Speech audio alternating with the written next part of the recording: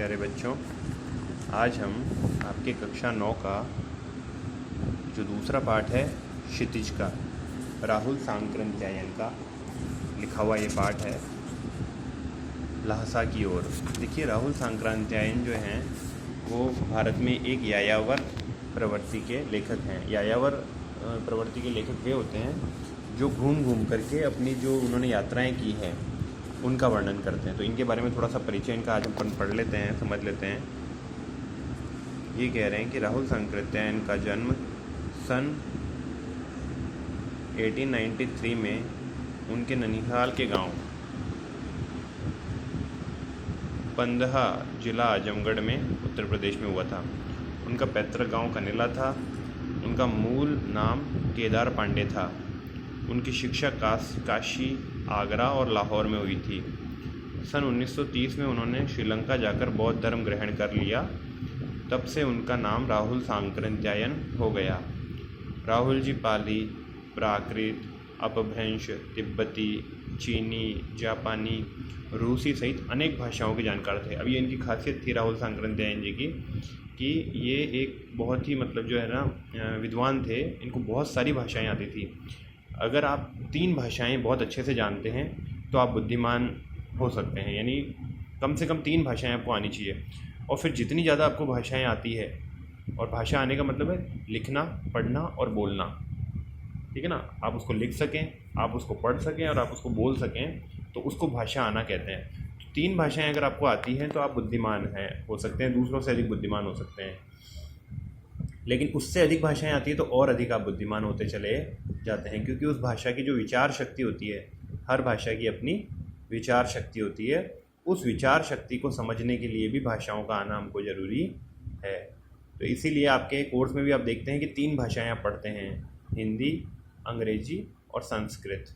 तो कम से कम इन 3 भाषाओं में आप पारंगत हों, और उसके बाद भी आप प्रयास करते रहें दूसरी भाषाएं सीखने का। आजकल तो आप मोबाइल के ज़रिए कितनी भी भाषाएं सीख सकते हैं, इतना सरल हो गया है भाषाएं सीखना। तो राहुल सांकृत्यायन ने जो है, उन्होंने महापंडित उनको कहा जाता था, और 1963 में उनका देहांत हुआ था। राहुल सांकृत्यायन ने उपन्यास, कहानी, आत्मकथा, यात्रा वृत्त, जीवनी, आलोचना, शोध आदि अनेक विधाओं में साहित्य सृजन किया। इतना ही नहीं, उन्होंने अनेक ग्रंथों का हिंदी में अनुवाद भी किया। मेरी जीवन यात्रा 6 भागों में उन्होंने लिखी है। दर्शन दिग्दर्शन, 22वीं सदी, वोल्गा से गंगा, और भागो नहीं, दुनिया को बदलो, दिमागी गुलामी और घुमक्कड़ शास्त्र उनकी प्रमुख कृतियाँ हैं। साहित्य के अलावा दर्शन, राजनीति, धर्म, इतिहास, विज्ञान आदि विभिन्न विषयों पर राहुल जी द्वारा रचित पुस्तकों की संख्या जो है लगभग 150 के करीब, यानी 150 के करीब है। राहुल जी ने बहुत सी लुप्तप्राय सामग्री का उद्धार कर अत्यंत महत्वपूर्ण कार्य किया। उन्होंने क्या किया, जगह जगह वो घूम फिर करके उनको कई पुराने प्राचीन ग्रंथ मिलते गए। तो वो प्राचीन जो पुस्तकें उनको मिली वो अलग अलग भाषाओं की थी, तो उन्होंने वो भाषाएं सीखी और उन भाषाओं से उन पुस्तकों का हिंदी में अनुवाद किया। यात्राव्रत लेखन में राहुल जी का स्थान अन्यतम है। यानी कि अब जो उन्होंने यात्राएं की और उन यात्राओं का जो वर्णन किया है वो बहुत ही ज़बरदस्त है। उन्होंने घुमक्कड़ी का शास्त्र रचा, और देखो ये ऊपर लिखा है ना, घुमक्कड़ शास्त्र, ठीक है ना। तो उन्होंने घुमक्कड़ शास्त्र रचा। घुमक्कड़ का मतलब जो घूम घूम करके पूरी दुनिया में घूमता रहता है, ऐसा। तो शास्त्र रचा और उनके होने वाले सभी लाभों का विस्तार से वर्णन करते हुए मंजिल के स्थान पर यात्रा को ही घुमक्कड़ का उद्देश्य बताया। घुमक्कड़ी से मनोरंजन, ज्ञानवर्धन एवं अज्ञात स्थलों की जानकारी के साथ साथ भाषा एवं संस्कृति का भी आदान प्रदान होता है। राहुल जी ने विभिन्न स्थानों के भौगोलिक वर्णन के अतिरिक्त वहाँ के जनजीवन की सुंदर झांकी प्रस्तुत की है। अब आपका ये सेकंड लेसन है कक्षा 9th में, है ना। तो इसका क्या है, तो संकलित अंश राहुल जी के प्रथम तिब्बत यात्रा से लिया गया है, जो उन्होंने सन 1929-30 में नेपाल के रास्ते की थी। यानी जब उन्होंने नेपाल के रास्ते तिब्बत की यात्रा की थी राहुल जी ने, तो उसका वर्णन जो है इसमें किया गया है। उस समय भारतीयों को तिब्बत यात्रा की अनुमति नहीं थी, यानी भारतीय लोग तिब्बत नहीं जा सकते थे उस समय में। इसीलिए उन्होंने यह यात्रा एक भिखमंगे के छद्म वेश में की थी, यानी वो एक भिखारी के रूप में गए वहाँ पर और पैदल पैदल ही भिखारी के रूप में नेपाल के रास्ते होते हुए और तिब्बत में चले गए।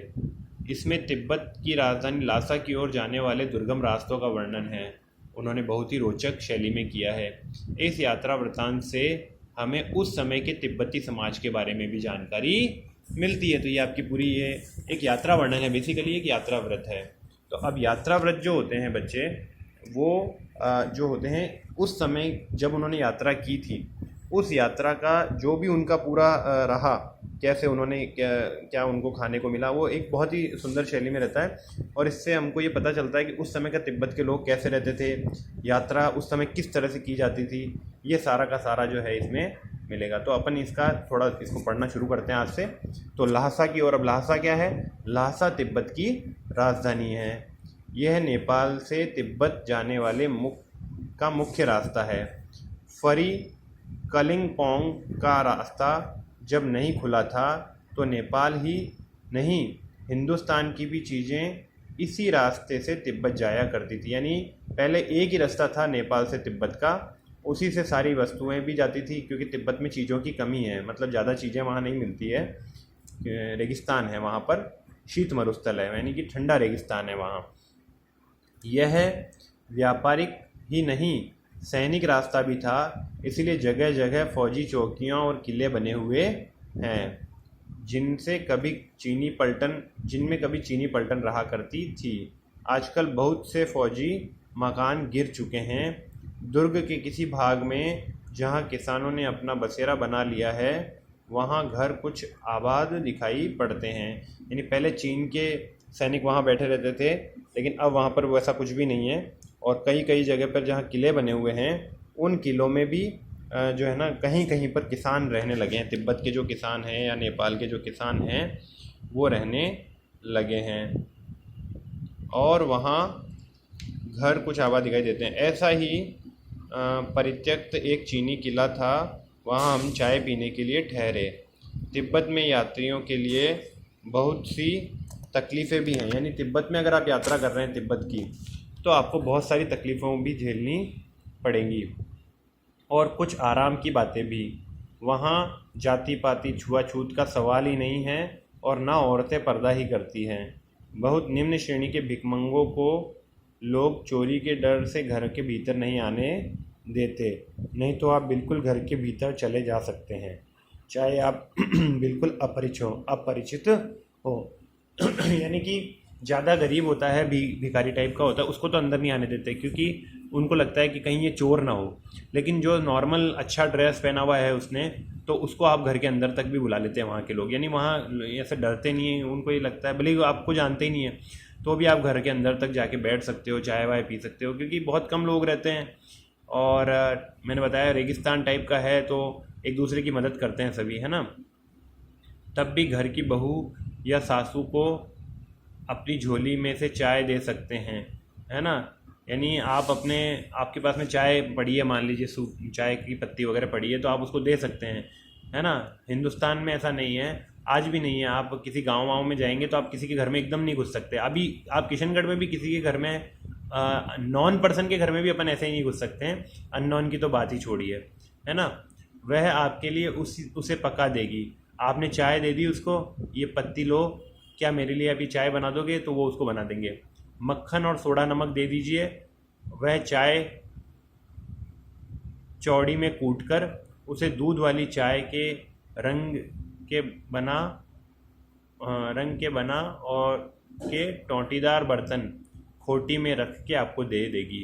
यानी आप उसको सामान दे देंगे, मतलब आपके पास सामान है वो दे दीजिए, आपको वो है ना चाय बना करके दे देंगे। वहाँ पर चाय जो है वो मक्खन के साथ में और नमक के साथ में ली जाती है ना।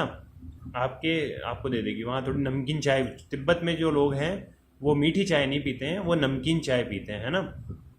यदि बैठक की जगह चूल्हे से दूर है और आपको डर है कि सारा मक्खन आपकी चाय में नहीं पड़ेगा, तो आप खुद जाकर चौड़ी में चाय मथ कर ला सकते हैं। अगर आपको ऐसा लगता है कि नहीं यार, कहीं मेरा मक्खन कोई और ना खा जाए, है ना, मेरे मक्खन को चाय में डाला जाएगा कि नहीं जाएगा मेरी चाय में, तो आप जो है खुद भी बना सकते हैं। चाय का रंग तैयार हो जाने पर फिर नमक मक्खन डालने की ज़रूरत होती है। नमक और मक्खन डाल करके वहाँ पर एक ये खास बात है, तिब्बत की जो चाय होती है वो नमक के साथ और मक्खन के साथ में ली जाती है, यानी कि वहाँ चाय थोड़ी अलग तरह की चाय होती है, नमकीन चाय पीते हैं वहाँ। आप अगर इसके बारे में ज़्यादा जानना चाहते हैं तो आप YouTube वगैरह पर सर्च कर सकते हैं, आपको वहाँ पर तिब्बत की चाय का पूरा वीडियो मिल जाएगा। यहाँ नहीं बन सकती है वैसी चाय, वो अलग तरह की चाय होती है थोड़ी, है ना, वहाँ के परिस्थितियों के अनुसार है। हम लोग तो दूध की और वैसी चाय पीते हैं, है ना, पर वहाँ ऐसा नहीं है। तो परित्यक्त चीनी किले से जब हम चलने लगे तो एक आदमी राहदारी मांगने आया। राहदारी का मतलब है कि आप इस रास्ते से जा रहे हो तो आपको टैक्स देना पड़ेगा, है ना।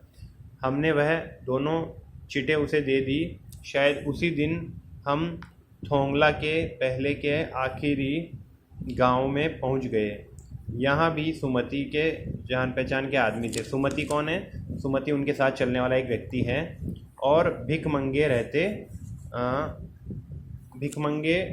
रहते भी ठहरने के लिए अच्छी जगह मिली। मतलब कि हम भिखारी के वेश में गए थे, क्योंकि चीन के लोग वहाँ आने नहीं देते थे, तो हम भिखारी के वेश में गए थे। उसके बाद भी हमको एक अच्छी जगह रहने के लिए मिल गई।